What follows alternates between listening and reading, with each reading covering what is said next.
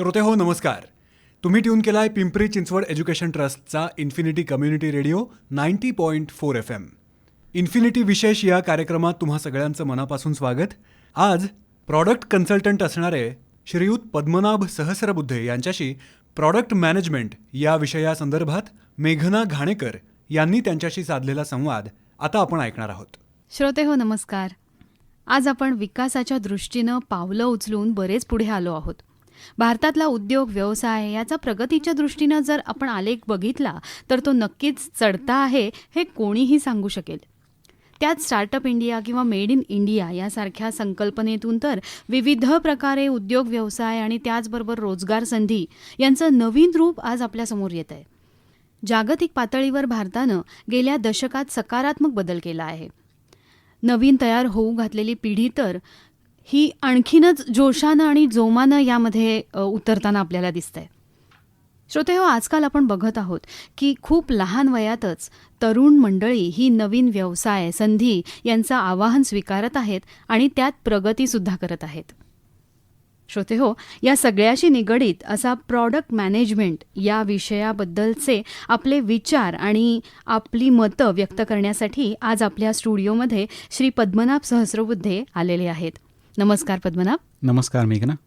श्री पद्मनाभ सहस्रबुद्धे यांच्याबद्दल थोडक्यात सांगायचं झालं तर त्यांनी संभाजीनगर इथून त्यांनी केमिकल इंजिनिअरिंग केलं आहे आणि IIT मुंबई इथून त्यांचं MTech झालं आहे आणि गेले 23 वर्ष ते याच क्षेत्रात काम करत आहेत. पद्मनाभ, सुरुवातीला मला तुम्हाला असं विचारावंसं वाटतं की आता कुठल्याही स्टार्टअपमध्ये तयार केलं जाणारं प्रॉडक्ट हे कसं असावं हे प्रॉडक्ट मॅनेजमेंटमध्ये ठरवलं जातं असं आपण ऐकलं तर आहे. पण आज या बाबतीत चर्चा चालू करण्याआधी मला तुम्हाला असं विचारायला आवडेल की तुम्ही स्टार्टअप्स या संदर्भात एक 2-3 महिन्यांपूर्वी एक लेख लिहिला होता, तर त्याची प्रेरणा काय होती हे आम्हाला जाणून घ्यायला आवडेल. निश्चित मला इथे सांगायला आवडेल. तो लेख लिहिताना ही घटना जवळपास एक 15 वर्षांपूर्वीची आहे, 15-20 वर्षांपूर्वीची आहे. बरं. मी अमेरिकेत असताना 2008 आणि 2009च्या सुमारास तिथे एका कॉन्फरन्सला गेलो होतो आणि त्या कॉन्फरन्समध्ये तिथे बरेचसे इन्व्हेस्टर लोक आले होते आणि त्यांनी तिथे भारतामध्ये IT क्षेत्र कसं चांगल्या रीतीनं फ्लरिश होत आहे या बाबतीत त्यांनी आपली भाषणं तिथे केली. आणि सगळ्यात शेवटी एक इस्रायली इन्व्हेस्टर तिथे आला आणि त्याचं भाषण झालं.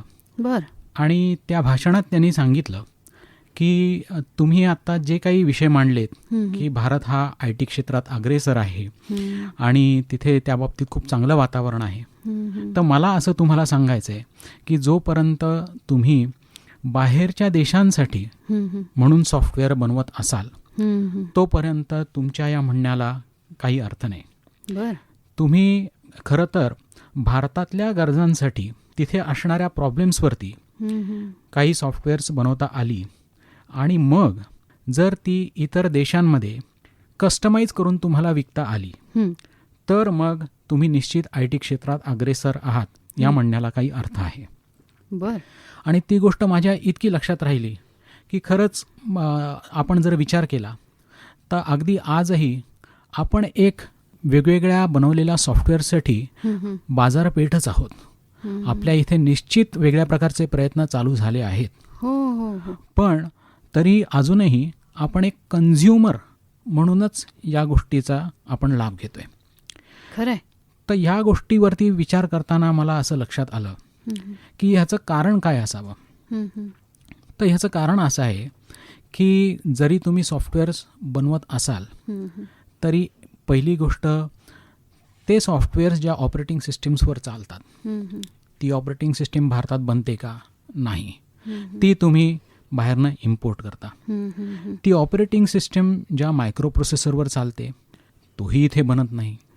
मग अशा रीतीनं तुम्ही जर विचार केला तर आपल्या इथे IT क्षेत्राची जे मुळाशी लागतं तो मूळ आविष्कार ज्याला आपण कोअर इनोव्हेशन असं म्हणतो तो भाग आपल्याकडे अजून तितका प्रगत झाला नाही. आता सुरुवात झाली आहे, मी तुम्हाला उदाहरण पण देईन त्या बाबतीत. पण तो प्रगत न झाल्यामुळे त्या गोष्टीमध्ये आपण अग्रेसर झालो नाही. आज आपण आता विचार केला तर तुम्ही बघा, जितक्या मुळापाशी तुम्ही आविष्कार कराल हो तितक्या जास्त पटीनं पुढे वेगवेगळे धंदे हो आणि त्या निमित्तानं निर्माण होणाऱ्या नोकऱ्या या निर्माण होऊ शकतात.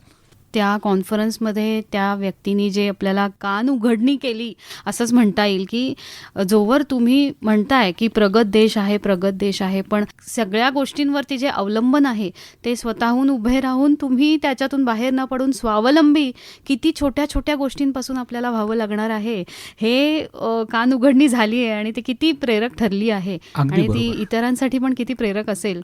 खरंच मला फार छान वाटतंय हे ऐकून. अगदी बरोबर.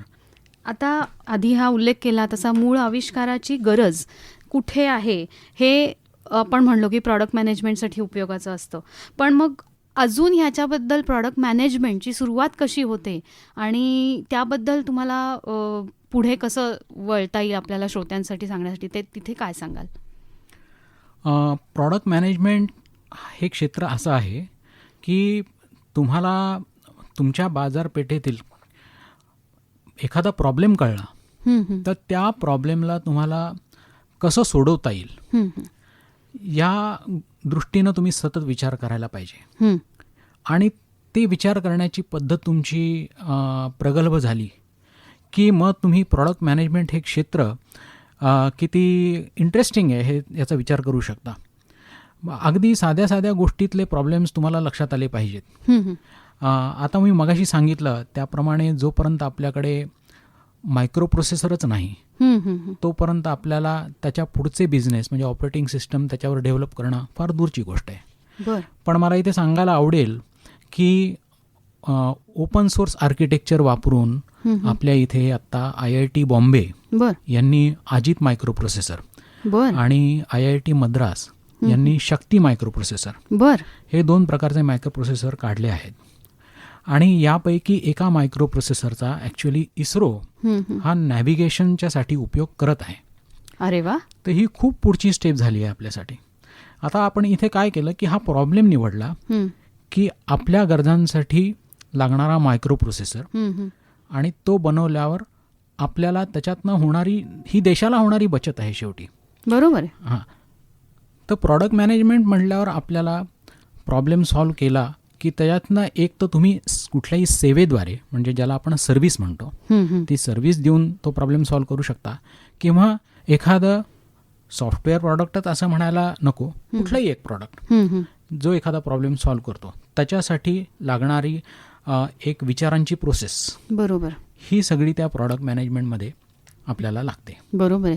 वरती दिसायला फक्त एक काय म्हणतो आम्ही युजर साईडला आहोत असं म्हणलं तर वरती दिसायला हे खूप असं छोटंसं गोष्ट दिसते की हे प्रॉडक्ट असा बाजारात आलेला आहे, पण त्याच्या मागची ही सगळी विचारसरणी आणि कितीतरी गोष्टी ह्या किती महत्त्वाच्या असतात हे जाणून घेणं खूप गरजेचं आहे असं वाटतं मला.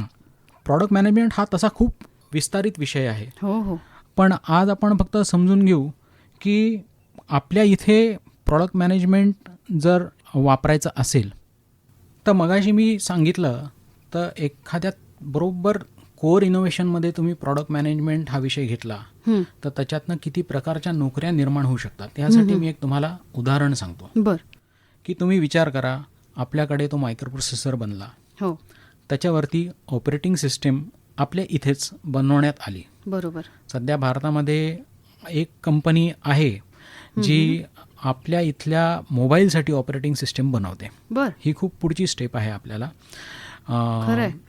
तर ऑपरेटिंग सिस्टीम आली की त्या ऑपरेटिंग सिस्टीमवर तुम्ही कुठल्या प्रोग्रामिंग लँग्वेजेस बनवू शकता.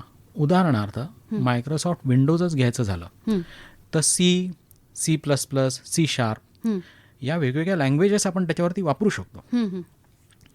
त्या लँग्वेजेस वापरून आपण सॉफ्टवेअर बनवण्यासाठी वेगवेगळ्या पुस्तकांची बाजारपेठ निर्माण होते. बरोबर. आता ती बनवलेली सॉफ्टवेअर्स ही सेक्युअर असायला हवी, सायबर सिक्युरिटीच्या दृष्टीनं. हो. यासाठी आणखीन एक मार्केट तयार होतं. बरोबर. तर आपण आता एवढं बघितलं पाहिजे की एक आपल्याला मुळात जर वेगळ्या प्रकारचा भाग बनवता आला तर त्याच्यावरती हे लेयर बाय लेयर जे मार्केट्स तयार होतात, यामुळे अनेक प्रकारच्या नोकऱ्या ह्या भारतामध्ये भारतातल्या ग्राहकांसाठी म्हणून निर्माण होतात. खरं आहे. तर इथे हे प्रॉडक्ट मॅनेजमेंट खूप महत्त्वाचा रोल निभावणार आहे असं मला दिसतं. अगदी बरोबर आहे. म्हणजे वरवर पाहता आपल्याला खरंच या गोष्टीची कल्पना येत नाही, पण विचार करायला गेलो तर किती गोष्टी याच्यावरती अवलंबून आहेत हे आपल्याला कळतं. बरं, आता प्रॉडक्ट मॅनेजमेंट ही संकल्पना म्हणजे आम्ही गेले बऱ्याच ठिकाणाहून ऐकतोय, श्रोतेही आपले ऐकत असतील, पण त्याच्याबद्दलची ही वरवरची माहिती झाली. पण मग आता ह्याच्यामधली ती थोडीशी विस्तृत माहिती आम्हाला कशी सांगू शकाल की एक्झॅक्टली हाऊ इट वर्क्स? याच्यामध्ये असं असतं की एकदा तुम्हाला प्रॉब्लेम कळला की तो प्रॉब्लेम किती विस्तारित आहे या बाबतीत तुम्हाला काही मार्केटचा अंदाज घ्यावा लागतो आणि त्या मार्केटच्या अंदाजानुसार तुम्हाला त्या प्रॉडक्टमधनं किती रेव्हेन्यू मिळेल ह्याचाही तुम्हाला मागोवा घ्यायला लागतो. कारण तुम्ही जेव्हा एखादा प्रॉडक्ट बनवता तेव्हा तुम्ही एक तर त्याच्यात स्वतःचे पैसे घालता किंवा एखाद्या इन्व्हेस्टरचे पैसे घालता. बरोबर. पण ते बनवत असताना शेवटी उद्देश हाच असतो की घातलेल्या पैशाचा चांगला मोबदला मिळावा. बरोबर.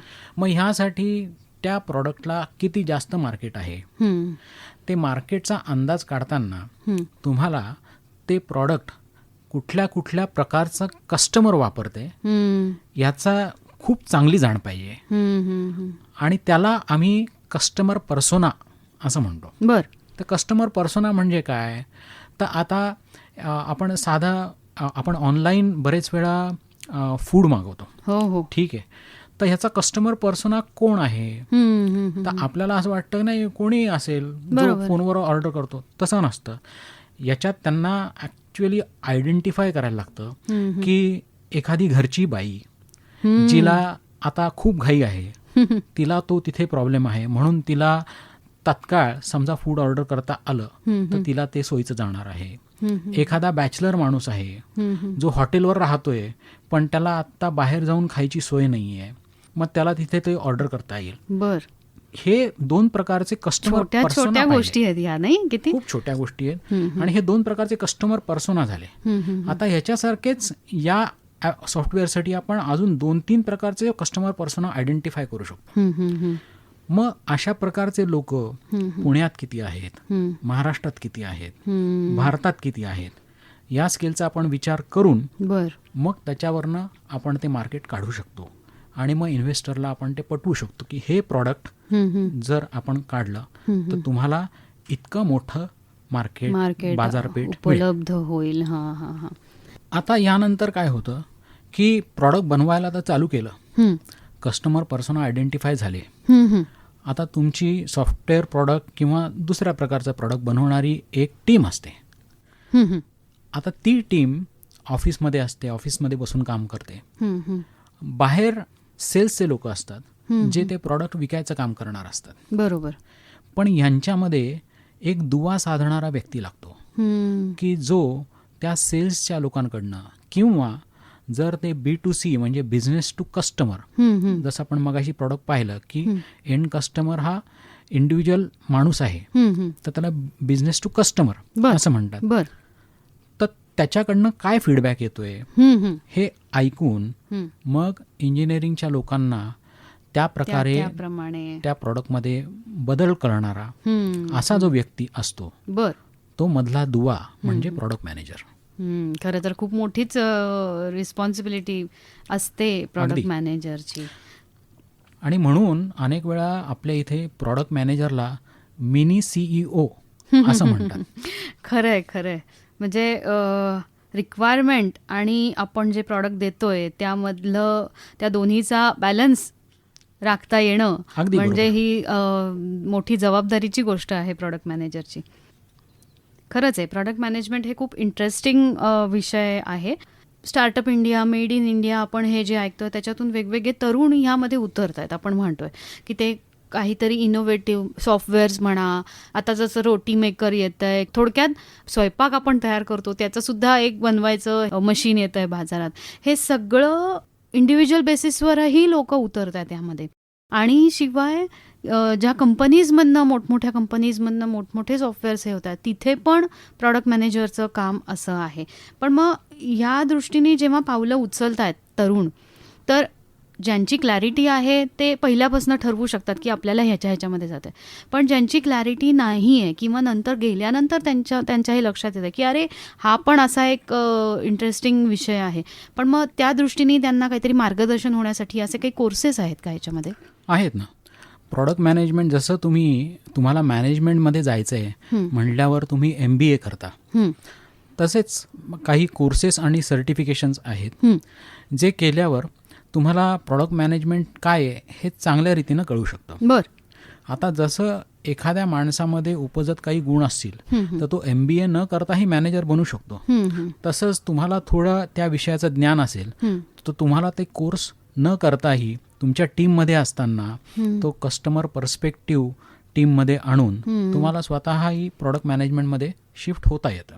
त्यामुळे असे हे दोन्ही उपाय आहेत की एक तर तुम्ही कस्टमर्सच्या बाबतीत जास्त विचार करा आणि त्या कस्टमरचा पर्स्पेक्टिव्ह तुम्ही प्रत्येक गोष्टीत आणायला पहा आणि तुम्ही तुमच्या कंपनीमध्ये सांगू शकता की मला या क्षेत्रात आता जायची इच्छा आहे. आजकाल बऱ्याचशा कंपन्या तितका ओपनली विचार करणाऱ्या आहेत आणि ते आपल्या एम्प्लॉईजना त्या क्षेत्रात वाव देतात.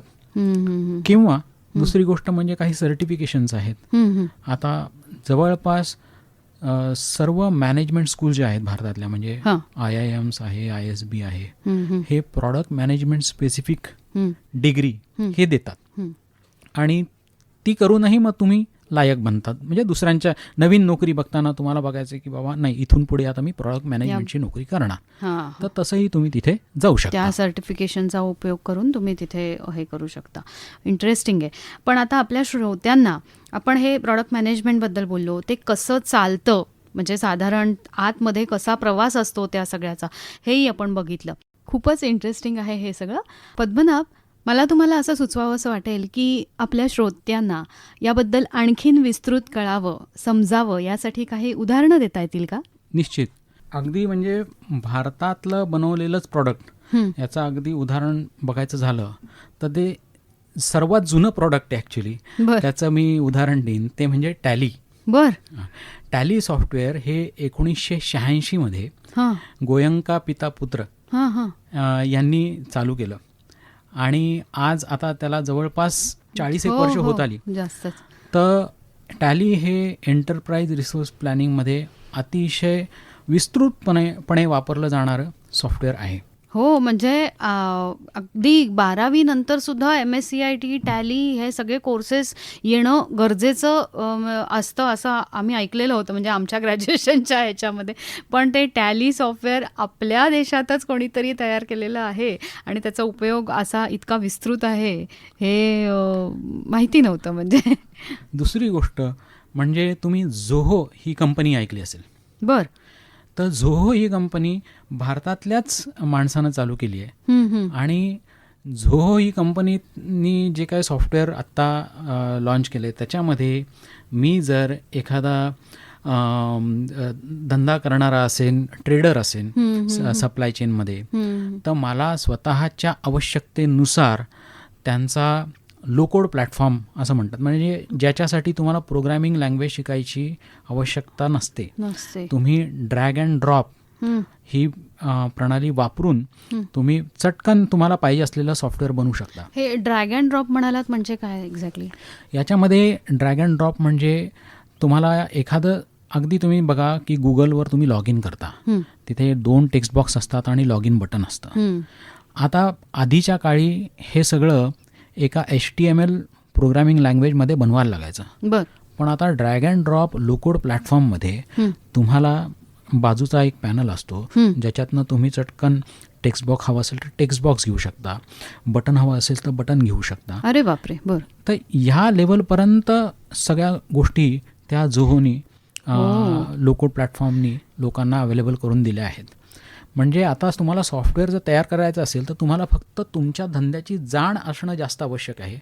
तुम्हाला प्रोग्रॅमिंग लँग्वेज शिकायची इथे आवश्यकता नाही आहे. बरं. आणि तीच गोष्ट आत्ता तुम्ही जर मध्ये NVIDIAचे CEO जे आहेत त्यांनी हीच गोष्ट सांगितली की आता डेव्हलपर्स नको आहेत आपल्याला प्रॉडक्ट ज्याला क्लिअर आहे त्याला ते प्रॉडक्ट पटकन बनवता आलं पाहिजे, अशी आपली प्रणाली हळूहळू होणार आहे. किती प्रगती म्हणायला लागेल की सुरुवातीला आपल्याला डेव्हलपर्स हवे होते आणि आता ह्याच्याही पुढे ऑटोमेशनचा पार्ट एवढा गेलेला आहे की आता आपल्याला आयडियाज भले हवे आहेत, ज्यांच्याकडे उत्तम आयडियाज आहेत प्रॉडक्ट्सच्या, आणि फक्त तुम्हाला तिथे येऊन तुमचं कसं प्रॉडक्ट तयार करता येईल ह्याच्याबद्दल सांगायचं आहे. अगदी बरोबर. खूपच सुंदर.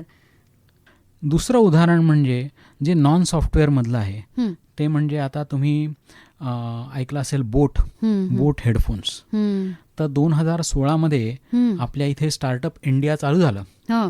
आणि त्यानंतर अमन गुप्ता या माणसानं ते बोट हे हेडफोन्स काढले हो. आणि ते बोट हेडफोन्स इतके आता प्रसिद्ध झालेत. आपल्या काळात खरंय. आपल्याला फक्त सोनी हो. किंवा ॲपल हो. यांचे हेडफोन्स माहिती होते, हं. पण आज आता आपल्या देशात तयार होणारा हे बोट हेडफोन्स अगदी विथ प्राऊड खरंय. म्हणजे ॲज अ स्टेटस म्हणून खरंय, लोक वापरतात. खरंय. आणि ही आपल्याला खूप गर्वाची गोष्ट आहे की या बोटमध्ये 70% लागणारं मटेरियल हे भारतातच तयार होतं. वा. म्हणजे एका दृष्टीनं खऱ्या अर्थानं आपण अशा जर गोष्टी वापरायला लागलो हं. तर आपण आत्मनिर्भरतेकडे जाऊ. नक्कीच.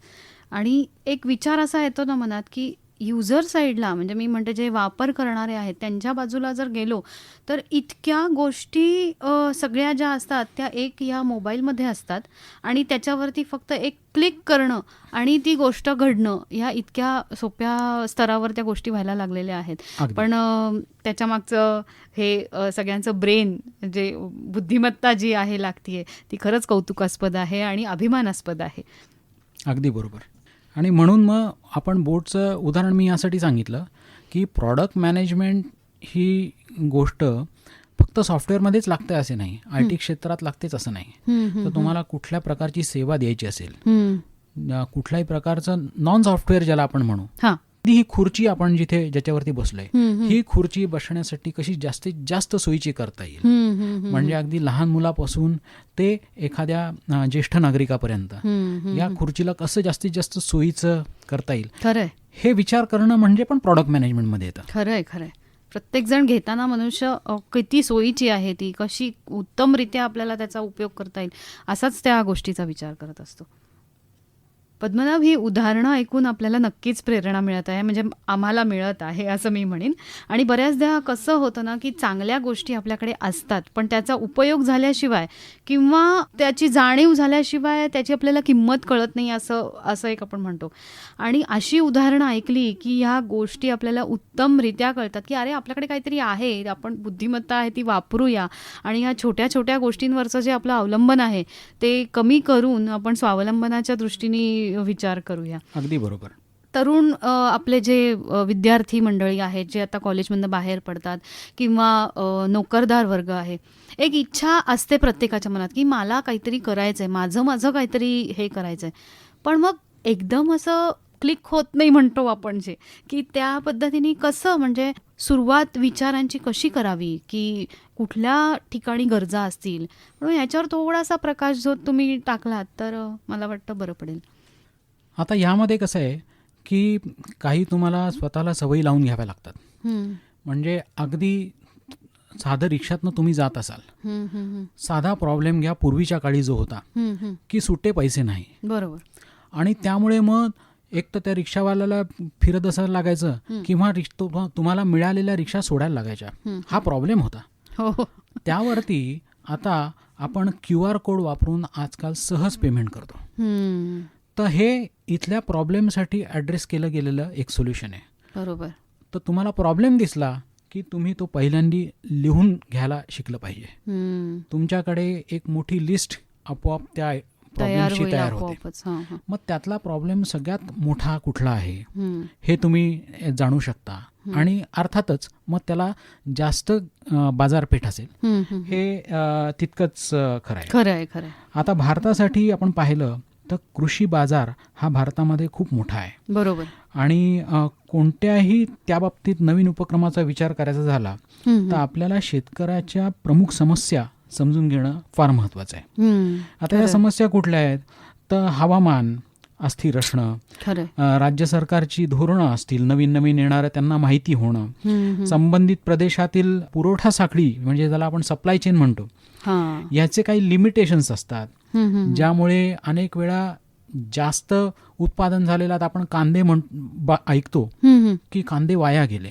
तर हे सप्लाय चेनचं पूर्ण ज्ञान नाही, त्यामुळे हे प्रॉब्लेम्स येतात. किंवा ज्याला आपण म्हणतो पेरणीपासून ते अगदी कापणीपर्यंत, त्या शेतकऱ्यांना जर एंड टू एंड ऑटोमेशन करायचं झालं तर ते कसं करता येईल, जेणेकरून ज्यांना लेबरचा प्रॉब्लेम आहे किंवा ज्यांना स्वतः इतर कामांसाठी फिरायला लागतं, ते या प्रणालीचा विचार करू शकतील.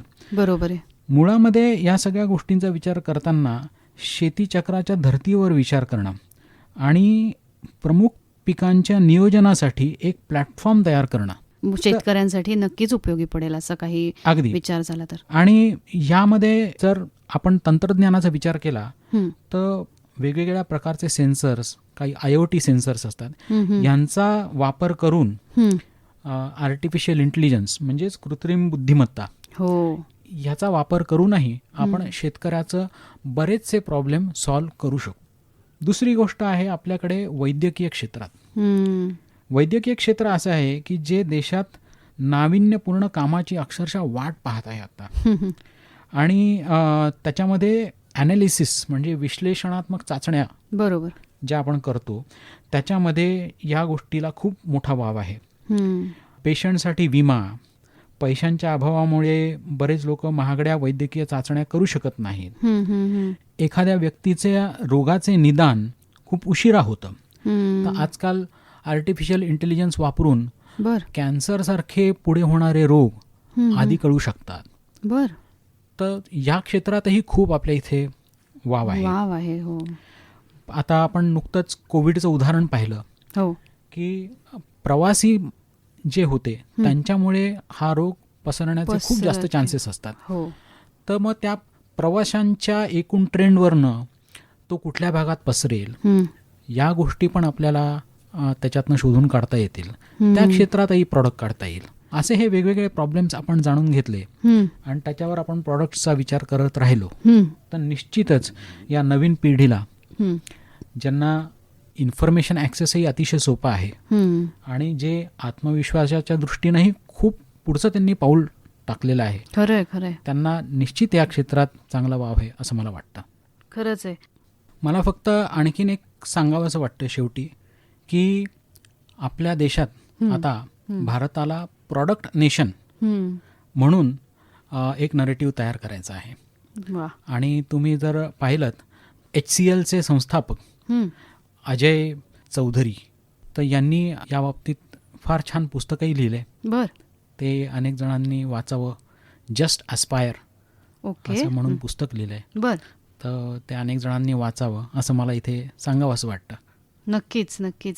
आणि आजचा हा आपला विषय खरं तर खूप वेगळा होता आणि प्रॉडक्ट मॅनेजमेंट असं खूप वेळेला ऐकलंय, पण नक्की त्याचं कसं काम होतं किंवा चालतं कसं, त्यातली आतली मेहनत काय असते, हे याबद्दल आज आपल्याला कळालंय आणि मलाही कळालंय खरं सांगायचं तर. पद्मनाभ, आज तुम्ही आमच्या स्टुडिओमध्ये आलात आणि स्टार्टअप इंडिया किंवा त्या दृष्टीने पावलं उचलताना प्रॉडक्ट नवीन कसे तयार होतील आणि त्याच्याबद्दलचा विचार कसा करावा याबद्दल थोडक्यात माहिती दिली. खरं तर अजूनही ऐकायला आवडलं असतं, पण वेळेअभावी आपल्याला इथेच थांबायला लागतंय. श्रोतेहो, कधी आपण एक मानसिकता केलेली असते की व्यवसाय, बिझनेस करणं हे म्हणजे ना रक्तात असायला लागतं, पण खरं तर तसं नाही आहे. आता विविध सोर्सेस, विविध ॲप्लिकेशन्स, विविध प्लॅटफॉर्म्स आपल्यासाठी एवढे उपलब्ध आहेत आणि एक फक्त आपल्या बुद्धिमत्तेप्रमाणे एक आयडिया, एक नवीन कल्पना आपल्या मनात असायला हवी की एखाद्या व्यक्तीला किंवा जे कस्टमर्स आपण म्हणतो, कस्टमर्स ग्रुप, त्यांना एखाद्या प्रॉडक्टचा फायदा कसा होईल आणि त्याच्यासाठी मला काय करता येईल एवढा जरी विचार केला तरी त्या दृष्टीने आपण बऱ्याच गोष्टी करू शकतो. श्रोतेहो, आजच्या या विषयाबद्दल तुम्हाला काही प्रश्न असतील किंवा शंका असतील तर PCET इन्फिनिटी रेडिओच्या ॲपच्या चॅटरूममध्ये तुम्ही नक्कीच टाईप करा आणि आम्हाला तुमचे प्रश्न पाठवा आणि आम्हाला तुमच्या प्रतिक्रिया देखील ऐकायला, वाचायला नक्कीच आवडतील. पद्मनाभ, आज तुम्ही आमच्या स्टुडिओमध्ये आलात आणि प्रॉडक्ट मॅनेजमेंटबद्दल आम्हाला माहिती दिली, त्याबद्दल खूप खूप धन्यवाद. श्रोतेहो, प्रॉडक्ट मॅनेजमेंट या विषयासंदर्भात प्रॉडक्ट कन्सल्टंट असणारे पद्मनाभ सहस्रबुद्धे यांच्याशी मेघना घाणेकर यांनी साधलेला संवाद आत्ता आपण ऐकलात. हा कार्यक्रम तुम्ही ऐकलात इन्फिनिटी कम्युनिटी रेडिओ 90.4 FM वरून.